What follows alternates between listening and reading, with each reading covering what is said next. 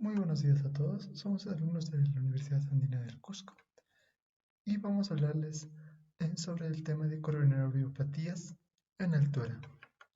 Para empezar hablaremos acerca de las definiciones, la epidemiología, cuál vendría a ser la fisiología y la física cardiovascular detrás de una gran exposición a gran altura, cuál es la respuesta cardiovascular normal a una gran altitud y los pacientes con enfermedades cardiovasculares a gran altitud y cuáles vendrían a ser las recomendaciones para ellos.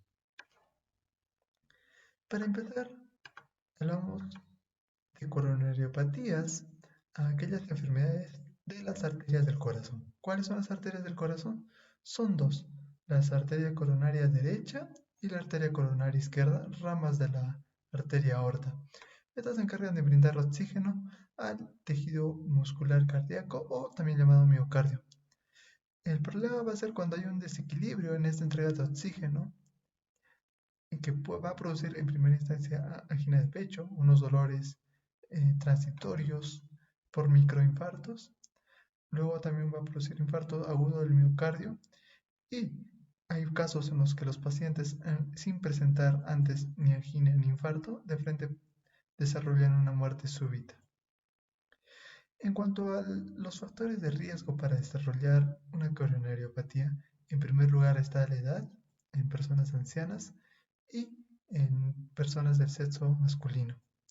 Además, las mujeres premenopáusicas tienen mucho menos riesgo que las personas varones. En cuanto a los factores que podemos modificar nosotros, vendría a ser uno el consumo del tabaco, asimismo la presión arterial y la diabetes, así como la obesidad. En cuanto a las causas, acá podemos ver, por ejemplo, una arteria coronaria, una arteria grande que presenta aterosclerosis. La aterosclerosis es la principal causa de coronariopatías, lo cual a través de una formación de una placa se va a impedir o a disminuir el flujo de la sangre. Además también vemos que puede haber alteraciones a través de la microvasculatura, como que haya un espasmo o una relajación de los vasos sanguíneos. Acá ocurre un espasmo, haciendo que el diámetro disminuya. Continuando con la epidemiología, hablaremos primero de la definición de lo que vendría a ser los niveles de altitud. Hablamos de gran altitud cuando nos referimos a niveles por encima de 1500 metros. Hablamos de muy alta o muy gran altitud por encima de los 3500 y nos referimos a las altitudes extremas por encima de los 5000, aunque a esta altitud no se encuentran ciudades. Si nos referimos a la ciudad más alta se encuentra en el Perú, en el departamento de Puno, y es La Rinconada. Esta es una zona que se centra en la minería o que gira alrededor de la minería, y por lo tanto su población también es mínima, es de 20.000 habitantes, y llega a una temperatura media anual de 1.3 grados. Si hablamos de la ciudad que llega al millón de habitantes, es la ciudad del Alto.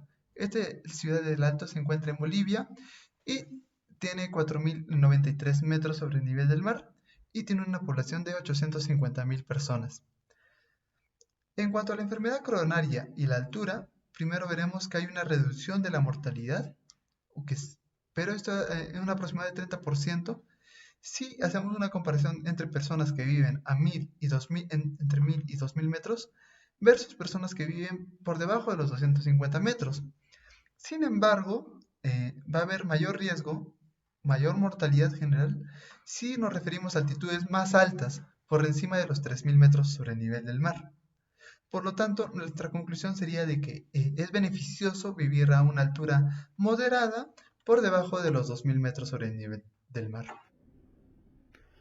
Continuando con la exposición, vamos a hablar sobre la fisiología cardiovascular y a gran altura, ¿no?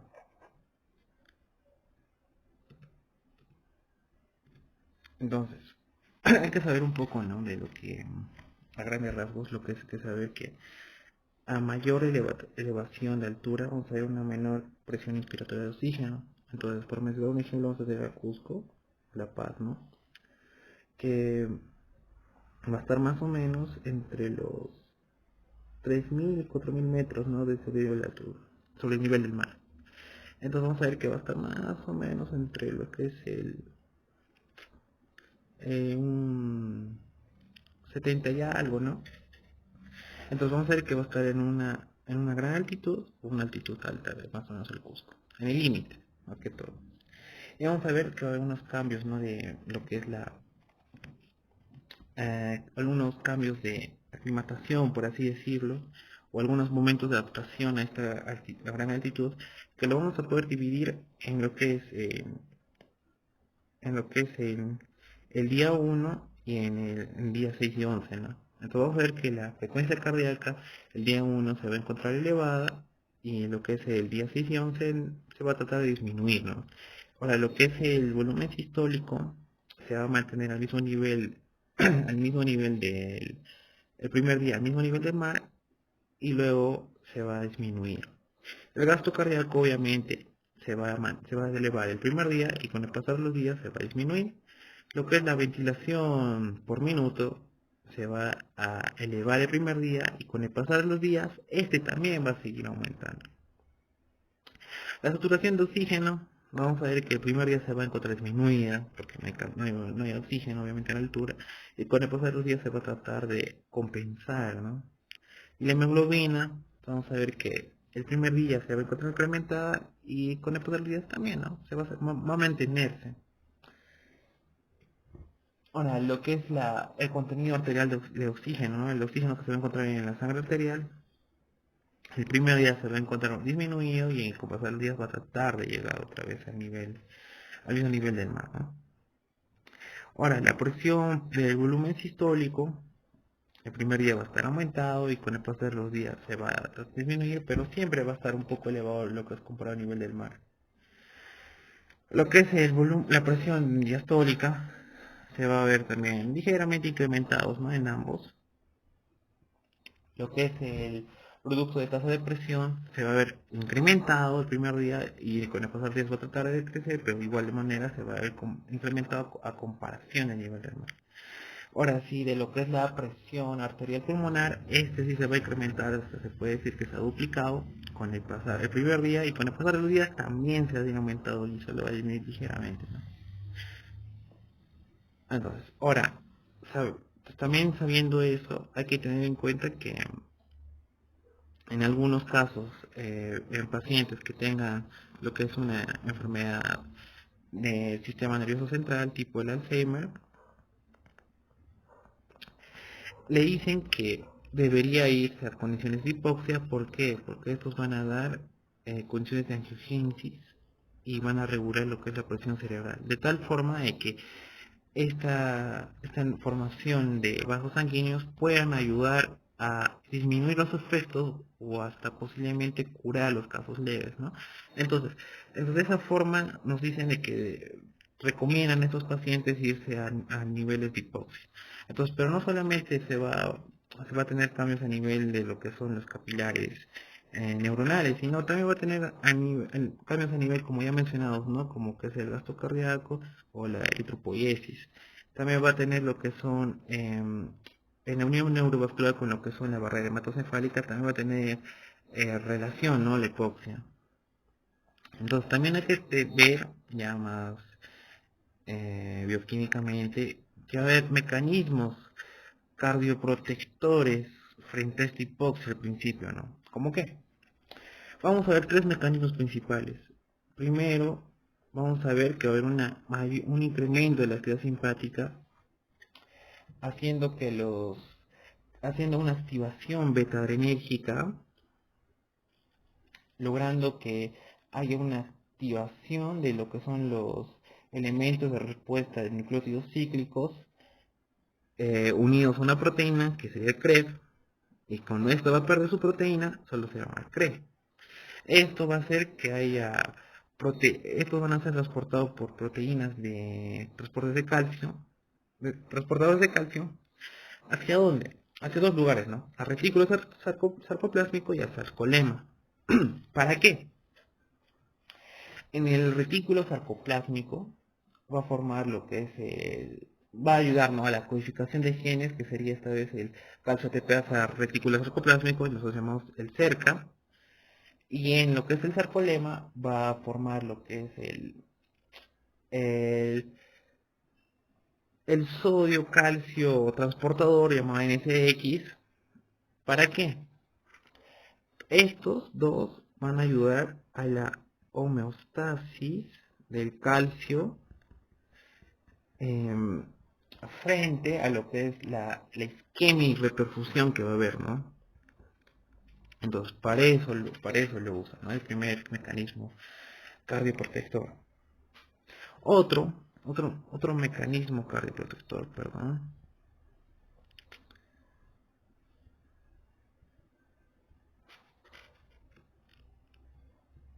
Otro mecanismo cardioprotector, perdón.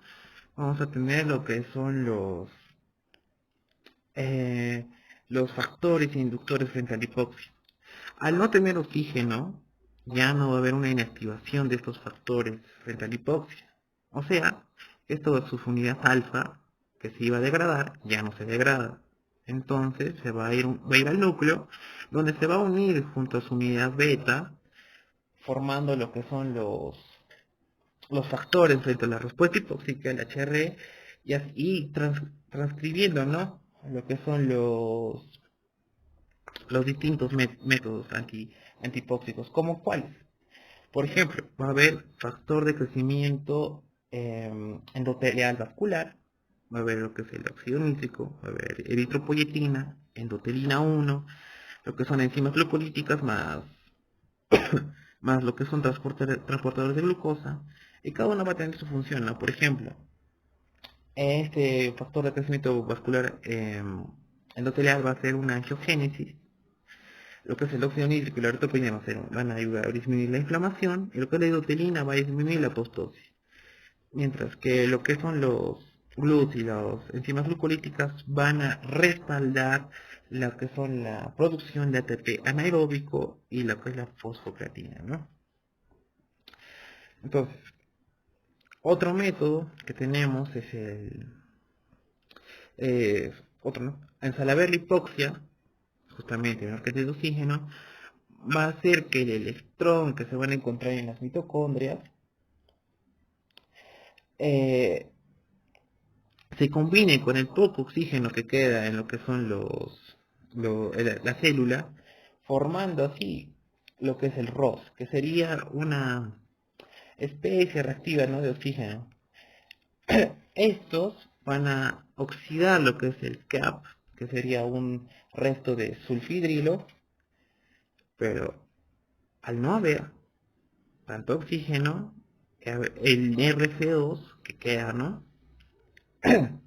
se queda libre. ¿Para qué? Para que éste active los elementos de respuesta antioxidante, que es el ARE, así codificando lo que son enzimas antioxidantes. Estas enzimas antioxidantes van a hacer que van a inhibir al ROS. ¿Por qué? Este ROS es malo, porque va a haber una inactivación, va a causar una activación de enzimas, va a hacer lo que es una peroxidación de lípidos, y va a hacer lo que es una transición de lo que son de la permeabilidad mitocondrial, ¿no? Entonces, todo esto es inducido justamente por una isquemia y reperfusión que va a ser causado por la hipoxia. Entonces, poco a poco va a haber un agotamiento de este ATP y de lo que son y va a haber un mayor estrés oxidativo, ¿no? Entonces, de esa manera, la célula va a tratar de contrarrestar estos cambios durante la hipoxia. Vamos a hablar acerca de la respuesta cardiovascular normal a gran altitud. Tenemos que tener en cuenta que existen dos tipos de respuesta: la exposición a la altitud a corto plazo y la exposición a la altitud a largo plazo. Vamos a empezar hablando acerca de la exposición a la altitud a corto plazo. En esta existen varios cambios circulatorios a los pocos minutos de la exposición a la altura debido a una hipoxia tisular, la que va a producir que haya un aumento en la frecuencia ventilatoria por minuto y también un aumento en el volumen corriente que va a permitir una tensión arterial sistémica óptima. y así aumentar el suministro de oxígeno. También va a existir una vasoconstricción pulmonar hipóxica, la cual va a llevar a que se produzca una hiperventilación que va a llevar a una disminución de CO2 y se dará una alcalosis respiratoria, la cual producirá un desplazamiento de la curva de disociación oxígeno-hemoglobina hacia la izquierda. También habrá un aumento en la frecuencia cardíaca con el afán de mantener el mismo suministro de oxígeno. También va a haber un aumento en la producción de orina con el fin de aumentar la cantidad de bicarbonato en la orina para así estimular el aumento en la respiración y así aumentar el hematocrito. También habrá una estimulación de lo que viene a ser el sistema nervioso simpático, el cual va a liberar epinefrina, esto con el fin de mejorar el gasto cardíaco, aumentar la broncodilatación pulmonar y también mejorar la vasodilatación de los músculos esqueléticos. También se va a observar cambios en el electrocardiograma en reposo. Es decir, con un aumento en la frecuencia cardíaca en reposo, la prolongación del intervalo QT, también se va a dar el aplanamiento de lo que viene a ser las ondas ST. Ahora hablaremos acerca de la exposición a la altura a largo plazo. Los cambios a largo plazo se van a dar después de 3 o 4 días y se va a dar una respuesta fisiológica adaptativa y estas van a hacer que se va a dar el restablecimiento de la respuesta ventilatoria. Esto para permitir una mayor ventilación. También se va a dar un aumento en la densidad capilar del tejido y también un aumento en la masa capilar de lo que vienen a ser los glóbulos rojos. Esto va a ser mediado por lo que viene a ser la eritropoyetina. Habrá también una reducción en la actividad de lo que viene a ser el sistema nervioso parasimpático. Este viene a ser un mecanismo clave de la frecuencia cardíaca elevada en la hipoxia crónica. Y el punto más importante viene a ser que va a haber un desplazamiento de la curva de disociación oxígeno-hemoglobina hacia la derecha, lo cual va a permitir que exista una descarga de oxígeno hacia los tejidos de una manera más fácil. Bueno, ahora vamos a hablar sobre algunas enfermedades cardiovasculares a gran altura. Debemos de tener en cuenta que la exposición a grandes alturas puede afectar la salud cardiovascular, sobre todo en pacientes que presenten patologías cardíacas, por lo que los pacientes con problemas cardíacos que realicen algún tipo de actividad recreativa en la altura deben de ser advertidos y en determinadas circunstancias deben de llevar algún medicamento profiláctico adecuado. Bueno, vamos a iniciar con lo que sería la enfermedad coronaria. En estos pacientes puede resultar difícil la adaptación en ambientes hipóxicos, ya que el gasto cardíaco se ve incrementado con el fin de poder mantener el suministro de oxígeno en los tejidos. Ahora, la presencia de las placas ateroscleróticas en las arterias, como podemos ver en la imagen, va a impedir la dilatación adecuada, lo cual va a reducir notablemente el suministro de oxígeno al corazón. Y eso puede causar o conllevar a un síndrome coronario agudo. Por lo cual debemos de tener en cuenta algunos eventos que pueden llegar a exacerbar los síntomas. Limitando así la actividad de la persona. Debido a la reducción de la disponibilidad de oxígeno, como son el impacto de la hipoxia, así como otras condiciones ambientales asociados como el ejercicio, la deshidratación, el estrés térmico y emocional, lo cual puede llegar a precipitar los eventos coronarios agudos. Y bueno, dentro de las recomendaciones clínicas debemos de tener en consideración que las enfermedades de las arterias coronarias no son una contraindicación absoluta para permanecer en altitudes elevadas. Sin embargo, cada caso debe considerarse individualmente. Ahora vamos a hablar sobre la hipertensión arterial. En pacientes sanos que son expuestos a grandes alturas, se va a ver un incremento de presión arterial sistólica y diastólica, pero en pacientes que tienen hipertensión arterial y además se exponen a grandes alturas, se va a ver un incremento aún más notable en cuanto a la presión arterial sistólica y diastólica. Y esto va a incrementar el riesgo de generar complicaciones cardiovasculares.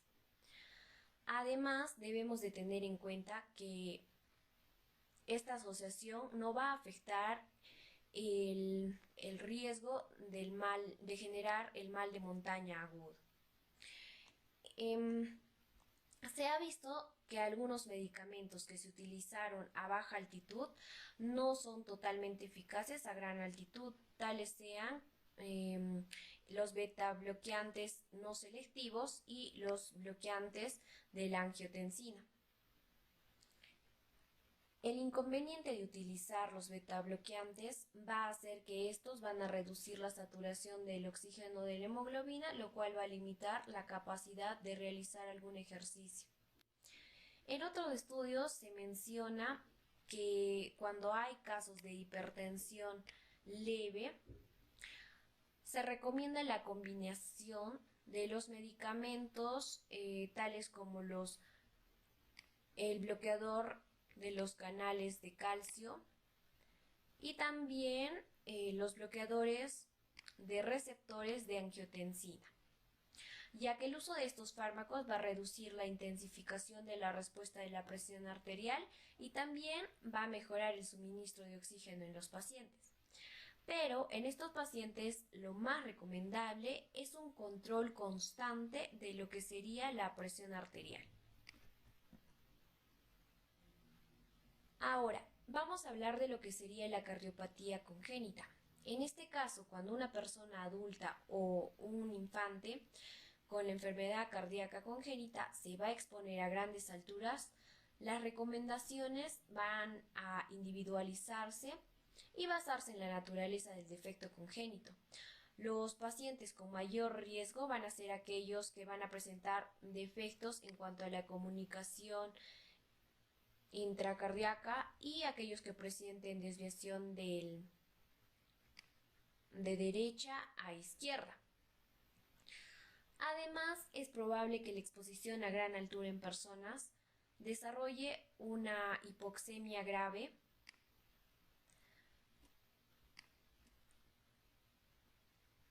que genere un incremento en la resistencia vascular del pulmón o pulmonar, lo que conduce a una desaturación arterial de oxígeno. Sin embargo, la reducción del contenido de oxígeno no va a ser peligrosa por sí misma. ¿Por qué? Porque en respuesta se va a dar un incremento del gasto cardíaco y un incremento del hematocrito, lo cual va a ser suficiente para mantener un suministro de oxígeno sistémico adecuado en compensación de la reducción de oxígeno. Ahora vamos a hablar sobre la insuficiencia cardíaca. Los pacientes con dicha patología van a ser más susceptibles a los cambios fisiológicos de la exposición a grandes alturas. En la altura va a haber un aumento de la actividad simpática, lo cual va a llevarnos al incremento de la presión arterial, de la frecuencia cardíaca y de la resistencia vascular sistémica.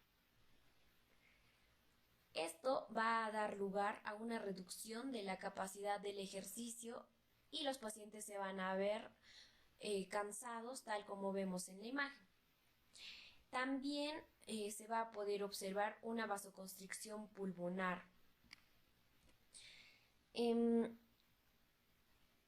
Que van a ser resultante de la gran altitud y que estos van a alterar la carga y la salida del ventrículo derecho y también va a generar un incremento de la eritropoiesis. Y este incremento de la eritropoiesis va a llevar al incremento de la carga de presión sobre el ventrículo derecho. Y Y bueno, todos estos factores van a reducir el rendimiento cardiovascular del paciente con insuficiencia cardíaca. Ahora tenemos las arritmias. En cuanto a las arritmias, existe una serie de factores asociados que pueden predisponer a una isquemia miocárdica y por tanto una arritmia, lo que viene a ser un incremento en la actividad del sistema nervioso simpático, un incremento de hipoxia, un incremento de la sobrecarga del ventrículo derecho, un incremento de la alcalosis y por último un incremento de los cambios de transporte transmembrana del potasio. Todo esto va a aumentar lo que viene a ser el riesgo de tener una muerte súbita cardíaca, ya sea por latidos prematuros supraventriculares o porque vienen latidos ventriculares. También se ha visto que puede haber palpitaciones, taquicardias, lo que viene a ser también la prolongación del intervalo QT corregido. Ahora, también vamos a ver que los pacientes con una fibrilación auricular paroxística, una arritmia supraventricular bien controlada, no van a tener ninguna contraindicación de viaje para que vayan a una zona de gran altura. Mientras que los pacientes con arritmias inestables, arritmias ventriculares y pacientes con NIHA 3 y 4 van a estar totalmente contraindicados de viajar a lugares o zonas de gran altitud.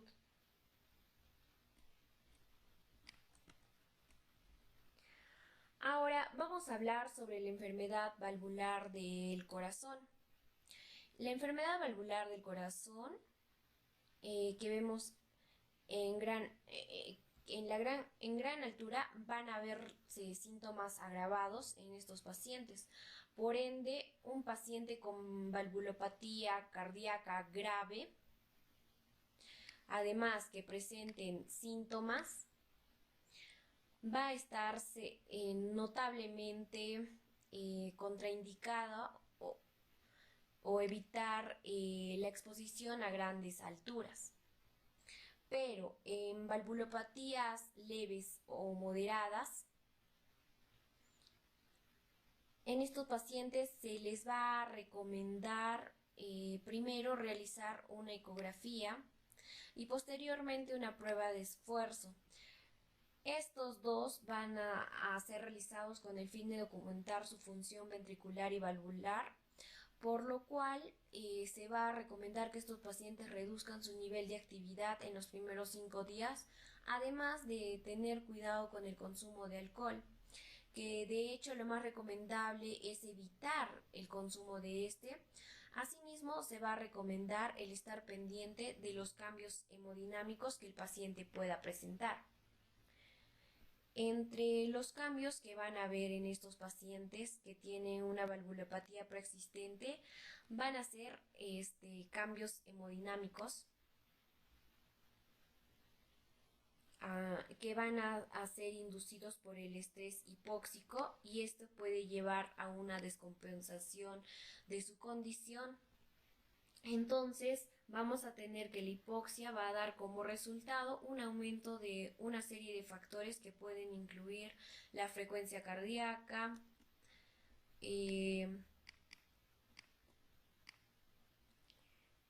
también la contractibilidad cardíaca, el gasto cardíaco, la resistencia,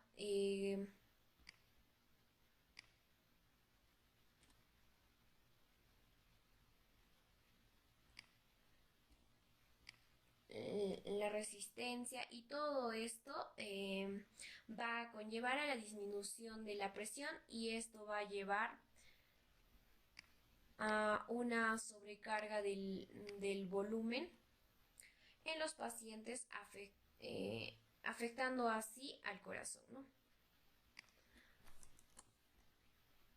Continuando con las recomendaciones y la prevención de las enfermedades de la altitud.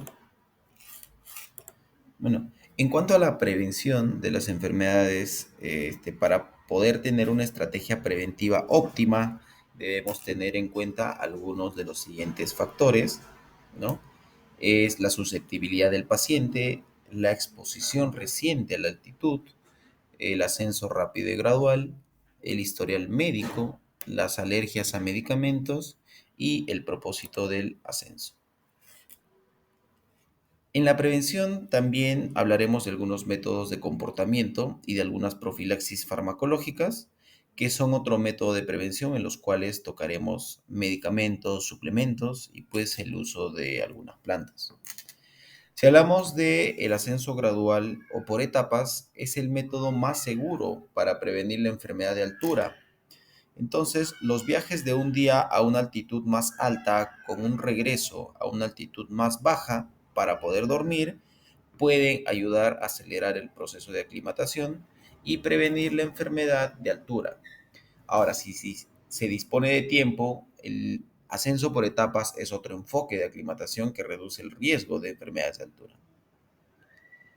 La preaclimatación, que implica la preexposición a altitudes más altas, que es la hipoxia hipovárica, o entornos que van a simular grandes altitudes, que es la hipoxia normovárica. Esta es una estrategia eficaz para prevenir el mal de altura. Aunque la evidencia es limitada, porque se menciona que las exposiciones breves a grandes alturas no son tan efectivas, entonces mencionamos que como regla general, para poder obtener beneficios a la altitud de los ascensos previos a la exposición, ya sea real o simulada, debe por lo menos alcanzar los 2000 metros o llegar al menos a una altitud menor a la que se desea alcanzar. Y esto implica tener una exposición más prolongada. Un ejemplo, pues ponemos 8 horas diarias por más de 7 días. Un enfoque a la exposición simulada es la hipoxia normovárica, que para poder simular la hipoxia relativa de las grandes alturas, se hace pues el uso de unos dispositivos como máscaras faciales, carpas o cámaras selladas, que permite a los usuarios disminuir el porcentaje de oxígeno inhalado de 21%, que es a nivel del mar, a menos de 16% durante el sueño. Hablando sobre la educación de las personas, ya sea con antecedentes de enfermedad de altura o alguna enfermedad cardiopulmonar, deben de recibir un asesoramiento sobre su mayor riesgo y se le debe proporcionar un plan o perfil de ascenso conservador. Se debe educar también al paciente sobre los primeros síntomas y signos de la enfermedad de altura y la necesidad de una intervención rápida para no poner en riesgo su vida. Se debe discutir un plan de acción en caso de que no sea posible un descenso inmediato y se debe informar a las personas que el proceso de aclimatación se va a ver obstaculizado por el uso de depresores respiratorios, ya sea sedantes o alcohol. El siguiente tema es el uso de alcohol y drogas. Se debe evitar los sedantes hipnóticos y la ingesta moderada a fuentes de alcohol durante el proceso de aclimatación, particularmente durante las 2 primeras noches en nueva altura. Ambos tipos de agentes lo que hacen es deprimir la función respiratoria y también interfieren con los patrones normal de sueño y las respuestas fisiológicas a la altitud, que estas obviamente van a estar pues necesarias para la aclimatación.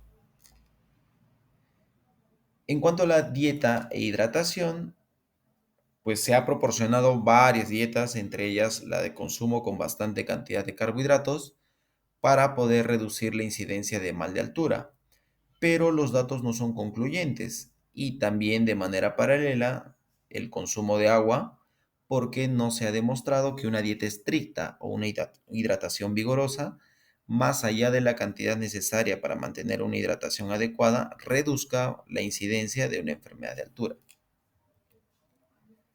En cuanto al esfuerzo, si una persona llega a ejercitarse con normalidad a altitudes a nivel del mar, va a ser más probable que pueda manejar adecuadamente los factores de estrés adicionales no experimentados en altitudes más elevadas.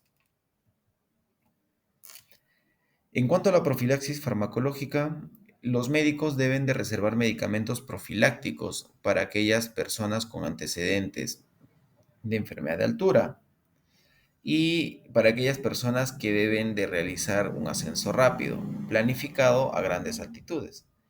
También aquellos pacientes con enfermedades comórbidas